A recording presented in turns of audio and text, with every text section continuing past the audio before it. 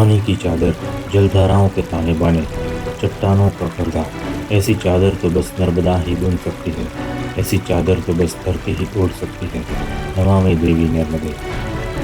नर्मदा मध्य भारत की एक नदी है। पेनिनसुलर भारत की प्रमुख नदियों में से केवल नर्मदा, ताप्ती और माही ही पूर्व से पश्चिम की ओर बहती है। क्या आप जानते हैं, नर्मदा भारत की 5वीं सबसे लंबी नदी है और पश्चिम की ओर बहने वाली सबसे लंबी नदी है। नर्मदा नदी मध्य प्रदेश और गुजरात राज्य में सबसे बड़ी बहने वाली नदी है। नर्मदा नदी को इन दो राज्यों में अपने विशाल योगदान के कारण मध्य प्रदेश और गुजरात की जीवन रेखा के रूप में भी जाना जाता है। नमस्कार, स्वागत है दोस्तों आपका आपकी अपनी YouTube चैनल रेडियंट पिक्सेल्स में। मैं हूं कीर्ति कुमार। तो बने रहिए इस वीडियो के अंत तक और जानिए हमारी जीवन रेखा समान हमारी नर्मदा मैया के बारे में। नर्मदा छत्तीसगढ़ राज्य की सीमा पर पूर्वी मध्य प्रदेश में मेखला रेंज में अमरकंटक पहाड़ी के शिखर पर लगभग 1080 मीटर की ऊंचाई से अवतरित होती है। यह उत्तर में विंध्य, पूर्व में मैकल श्रेणी, दक्षिण में सतपुड़ा रेंजेस और पश्चिम में अरब सागर से घिरी है। पहले 320 किलोमीटर के लिए यह मंडला पहाड़ियों के बीच एक टेढ़े मेढ़े मार्ग पर चलती है, जो सतपुड़ा रेंज का एक प्रमुख हिस्सा है। फिर जबलपुर में मार्बल रॉक से गुजरते हुए विंध्य और सतपुड़ा पर्वतमाला के बीच नर्मदा घाटी में प्रवेश करती है। फिर पश्चिमी मार्ग का अनुसरण करते हुए नर्मदा नदी मध्य प्रदेश से गुजरात में दाखिल होती है और अंत में अरब सागर की कैम्बे खाड़ी में जाकर मिल जाती है। नर्मदा नदी की कुल लंबाई 1312 किलोमीटर है और पहले 1089 किलोमीटर के लिए यह मध्य प्रदेश में बहती है और उसके बाद मध्य प्रदेश और महाराष्ट्र के बीच 35 किलोमीटर और महाराष्ट्र और गुजरात के बीच 39 किलोमीटर कॉमन बाउंड्री में बहती है। गुजरात राज्य में यह 159 किलोमीटर तक बहती है। यह भारत की उन नदियों में से है जो घाटी में बहती है, जो कि सतपुड़ा और विंध्य पर्वतमाला के बीच की घाटी है। रिफ्ट वैली नदी के रूप में नर्मदा नदी डेल्टा नहीं बनाती है, बल्कि रिफ्ट घाटी की नदियाँ एस्चुरीज बनाती है। नर्मदा नदी सोनमुड़ा से उतरती है, फिर कपिलधारा जलप्रपात के रूप में एक चट्टान पर गिरती है और पहाड़ियों के बीच से बहती हुई चट्टानों और द्वीपों को पार करते हुए सतपुड़ा रेंज की उत्तरी ढलानों से बहते हुए यह होशंगाबाद के मैदानों, धार की ऊपरी भूमि, महिष्मती के मैदानों और मांधाता और मरकुटा की घाटियों से होकर बहती है। नदी बाद में एक संकीर्ण लूप में जबलपुर की ओर चलती है। इस शहर के करीब भेड़ाघाट में नर्मदा करीब 9 मीटर की ऊंचाई से गिरती है, जिसे धुआंधार वाटरफॉल कहा जाता है। धुआंधार वाटरफॉल्स एकदम मनोरम्य और विशाल जलप्रपात है और ये ऐसे लगता है जैसे धुंध का गिरना। धुआंधार वाटरफॉल्स के बाद नर्मदा 3 किलोमीटर के लिए मैग्नीशियम चूना पत्थर के बीच एक गहरी संकीर्ण चैनल में बहती है। इन बेसाल्ट चट्टानों को संगमरमर की चट्टानें यानी कि मार्बल रॉक्स कहा जाता है। इन मार्बल रॉक्स के बीच की चैनल में नदी लगभग 90 मीटर की चौड़ाई से केवल 18 मीटर की चौड़ाई में संकुचित हो जाती है।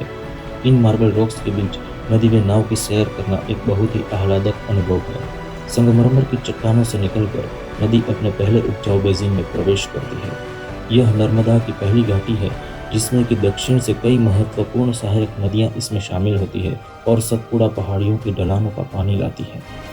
बरवाहा में कुछ किलोमीटर बहने के बाद नर्मदा मंडलेश्वर मैदान में प्रवेश करती है, जो कि नर्मदा नदी का दूसरा बेसिन है, जो लगभग 180 किलोमीटर लंबा है। मारकरी जलप्रपात तक लगभग 125 किलोमीटर का प्रारंभिक मार्ग मालवा की ऊंची टेबल भूमि में कैटरैक्ट्स और रैपिड्स से होता हुआ गुजरात के मैदानों से मिलता है। उसके बाद नदी गुजरात राज्य के वडोदरा जिले और नर्मदा जिले के बीच सर्पाकार आकार में बहती है और फिर भरूच जिले के मैदानों से होकर गुजरती है। नदी की चौड़ाई मकराई में लगभग 1.5 किलोमीटर से लेकर भरूच के पास 3 किलोमीटर है और कैम्बे की खाड़ी में 21 किलोमीटर के मुहाने तक फैली हुई है। खंभात की खाड़ी में साबरमती, माही, नर्मदा और ताप्ती सहित और अन्य कई नदियां मिलती है।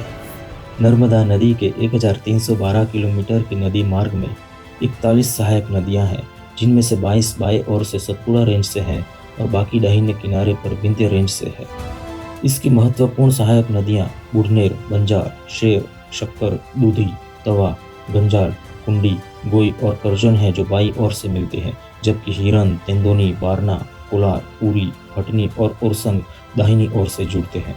करजन और ओरसंग नदियां एक दूसरे से विपरीत दिशा में आकर नर्मदा से मिलती है और नर्मदा नदी पर वडोदरा जिले के चाणोद में एक त्रिवेणी संगम यानी कि 3 नदियों का संगम बनाती है। नर्मदा नदी का बेसिन मध्य प्रदेश में 82%, गुजरात में 12%, महाराष्ट्र में 4% और छत्तीसगढ़ में 2% है।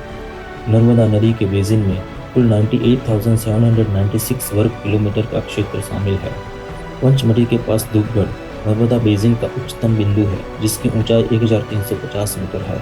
गंगा की तरह नर्मदा नदी को हिंदू धर्म में एक देवी की तरह पूजा जाता है। नर्मदा एक संस्कृत शब्द है जिसका अर्थ है सुख का दाता। नर्मदा नदी को रेवा भी कहा जाता है। नर्मदा नदी की उत्पत्ति के संबंध में अनेक कथाएं प्रचलित हैं।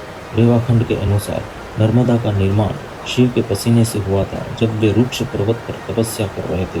इसी के कारण नर्मदा नदी को शिव की पुत्री के नाम से जाना जाता है।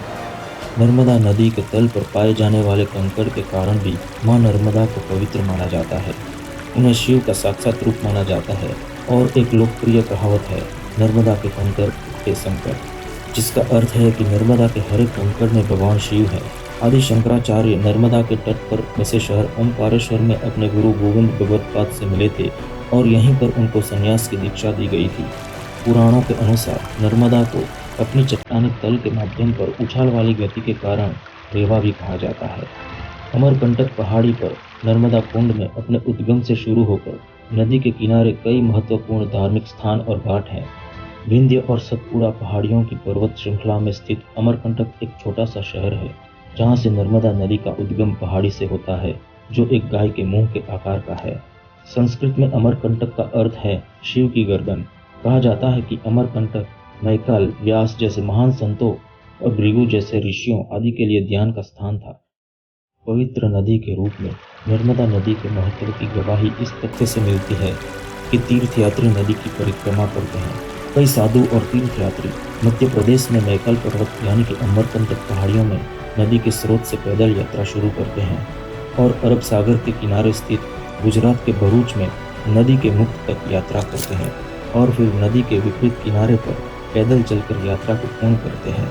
यह 2600 किलोमीटर की पैदल धार्मिक यात्रा है और इस यात्रा के दौरान तीर्थयात्राओं को किसी भी समय नदी को पार नहीं करने का प्रण होता है। घाटी में महत्वपूर्ण शहर है जबलपुर, बरवाहा, नर्मदापुरम, हरदा, नर्मदा नगर, ओमकारेश्वर, देवास, मंडला और महेश्वर, जो कि मध्य प्रदेश में स्थित है, और गुजरात में राजपीपला और भरूच है। ऐतिहासिक रुचि के कुछ स्थान हैं, जैसे कि जोगा का किला, बाजीराव पेशवा की समाधि और भीमबेटका। और महत्वपूर्ण झरनों में दुखधारा, द्रोणी जलप्रपात, भेड़ाघाट, कुआंधार, कपिलधारा और सहस्त्रधारा है। नर्मदा नदी के पास भरूच शहर के नजदीक कबीरवड़ द्वीप में एक विशाल बरगद का पेड़ है, जो 10,000 वर्ग मीटर से अधिक के क्षेत्र में फैला हुआ है। नर्मदा नदी के किनारे भीमबेटका गुफाओं में दुनिया की कुछ सबसे पुरानी गुफा पेंटिंग्स हैं, जो 30,000 साल से अधिक पुरानी है। सागौन और भारत के सर्वश्रेष्ठ दृढ़ लकड़ी के जंगल नर्मदा नदी के बेसिन में पाए जाते हैं और ये जंगल हिमालय की तुलना से भी बहुत पुराने हैं। नर्मदा की घाटी में कुछ महत्वपूर्ण राष्ट्रीय उद्यान और वन्य जीवन अभयारण्य है। नर्मदा के ऊपरी इलाकों में स्थित कान्हा राष्ट्रीय उद्यान बाघ सहित कई जंगली जानवरों को आश्रय देता है। यह एशिया के सर्वश्रेष्ठ राष्ट्रीय उद्यानों में से एक है, जिसका वर्णन रुडयार्ड किपलिंग ने अपनी प्रसिद्ध रचना द जंगल बुक में विशेष रूप से किया है। सतपुड़ा राष्ट्रीय उद्यान मध्य प्रदेश के नर्मदा जिले में स्थित है। मंडला प्लांट फॉसिल्स राष्ट्रीय उद्यान गोगिया मध्य प्रदेश के डिंडोरी जिले में स्थित है। पंचमढ़ी बायोस्फीयर रिजर्व मध्य प्रदेश के 3 जिलों नर्मदापुरम, बैतूल और छिंदवाड़ा के हिस्से को कवर करता है। यह 3 वन्य जीव संरक्षण यूनिट्स बोरी अभ्यारण्य, सतपुड़ा राष्ट्रीय उद्यान और पंचमढ़ी अभ्यारण्य को कवर करता है। गुजरात में शूलपानेश्वर अभ्यारण्य है, जो सरदार सरोवर बांध स्थल के पास स्थित है। यह अभ्यारण्य स्तनधारियों और विभिन्न प्रकार के पक्षियों का निवास स्थान है, जिसमें चील और बाज शामिल है। नर्मदा घाटी में कई डायनासोर के जीवाश्म पाए गए हैं। पहला जीवाश्म 1828 में खोजा गया था। 1982 में राजासोरस नर्मदेसिंस के जीवाश्म अवशेष की खोज की गई थी, जो ब्रिटिश काल में रहते थे। नर्मदा नदी भारत और उसके इतिहास का एक महत्वपूर्ण हिस्सा है। नदी प्रणाली पीने योग्य पानी, सिंचाई और परिवहन के लिए पानी प्रदान करती है। यह जल विद्युत शक्ति का भी स्रोत है। नर्मदा नदी भारत के लोगों के लिए एक महत्वपूर्ण संसाधन है। पहले नर्मदा नदी की 101 सहायक नदियां हुआ करती थी, जिसमें से 60 सूख गई है या मौसमी हो गई है। बढ़ती जनसंख्या, जीवन स्तर में वृद्धि और उद्योग और शहरीकरण का तेजी से विकास जल संसाधनों पर दबाव डाल रहा है। विशेष रूप से हमारी नदियों पर जो प्रदूषित हो रही है। नदियाँ हमारी जीवन रेखाएं हैं और हमारी सभ्यता का अभिन्न अंग है। हमें हमारी नदियों की रक्षा करनी होगी और इन्हें नुकसान पहुंचाए बिना इनका उपयोग करना होगा। तो दोस्तों, बताइए आपको ये वीडियो कैसा लगा? कमेंट करके ज़रूर बताइएगा। इस वीडियो को लाइक और शेयर करें और आपकी अपनी इस यूट्यूब चैनल को ज़रूर सब्सक्राइब करें और बेल आइकन को दबाना मत भूलिए, ताकि आपको मेरी हर नई और इंटरेस्टिंग वीडियो का पता चलता रहे। आपका दिन शुभ और मंगलमय हो। इसके साथ मुझे आज्ञा दें। मैं मिलूंगा एक नए मज़ेदार और इंटरेस्टिंग वीडियो के साथ। तब तक के लिए नमस्कार। जय हिंद। आपका दोस्त कीर्ति कुमार।